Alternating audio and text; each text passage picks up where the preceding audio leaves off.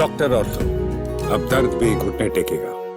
दिल्ली में हुए ब्लास्ट के बाद पूरे देश में सुरक्षा एजेंसियों की हलचल तेज हो गई है। राष्ट्रीय जांच एजेंसी यानी एनआईए और अन्य केंद्रीय सुरक्षा एजेंसियां इस मामले में लगातार छापेमारी कर रही हैं।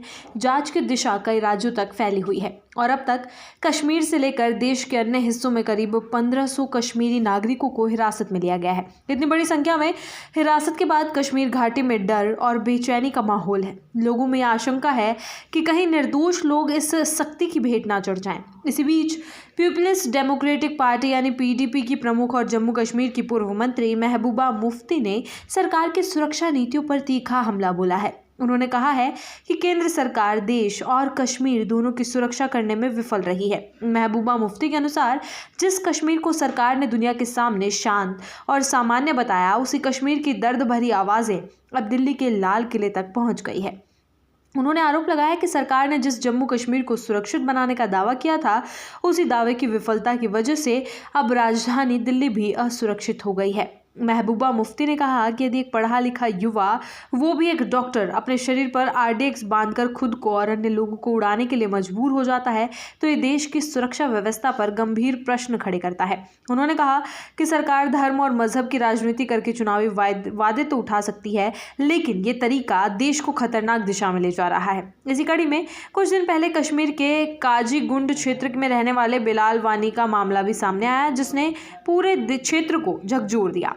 बिलाल वानी के बेटे जसीर बिलाल और भाई नवील वानी को हाल ही में पुलिस ने हिरासत में लिया था। बिलाल वानी ने अधिकारियों से कई बार अपने बेटे और भाई से मुलाकात की अनुमति देने की अपील की, लेकिन उनकी ये गुहार स्वीकार नहीं की गई। बढ़ती बेचैनी और डर के बीच उन्होंने खुद को आग लगा ली। गंभीर स्थिति में उन्हें SMHS अस्पताल श्रीनगर रेफर किया गया, जहां उनकी हालत चिंताजनक बनी हुई है। महबूबा मुफ्ती ने इस घटना पर दुख और नाराजगी व्यक्त करते हुए कहा कि स्थिति बेहद भयावह है, जिसमें एक पिता अपने बच्चों तक पहुंचने की कोशिश में अपनी जान देने को मजबूर हो जाता है। उन्होंने पुलिस और प्रशासन से अपील की है कि कम से कम उन परिवारों को अपनी हिरासत में लिए गए परिजनों से मिलने की अनुमति दी जाए, ताकि इस तरह की त्रासद घटनाओं को रोका जा सके। दिल्ली ब्लास्ट की जांच लगातार आगे बढ़ रही है और इसके साथ कई नए खुलासे भी सामने आ रहे हैं।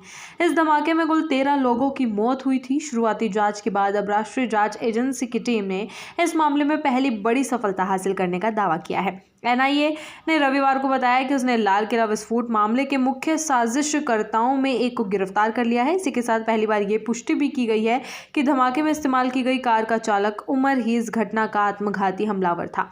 जांच एजेंसी का कहना है कि उमर कई दिनों से सुरक्षा बलों की निगरानी में था और उसकी गतिविधियों पर कड़ी नजर रखी जा रही थी, लेकिन धमाके से पहले वो जांच के दायरे से बाहर निकलने में कामयाब हो गया और अंततः उसने कार में विस्फोटक भरकर इस घटना को अंजाम दिया। एजेंसी का कहना है कि उमर के नेटवर्क और सहयोगियों की पहचान करने के लिए कई जगहों पर एक साथ छापेमारी की जा रही थी। सुरक्षा एजेंसियों के अनुसार इस हमले की योजना काफी पहले से बनाई जा रही थी। प्राथमिक जांच से ये संकेत मिले हैं कि हमले के पीछे एक संगठित मॉड्यूल काम कर रहा था, जिसके तार जम्मू कश्मीर के कुछ इलाकों से जुड़े हो सकते हैं। हिरासत में ले गए लोगों से पूछताछ के माध्यम से एजेंसियां ये जानने की कोशिश कर रही है कि कहीं ये एक बड़े हमलों की श्रृंखला की शुरुआत तो नहीं थी।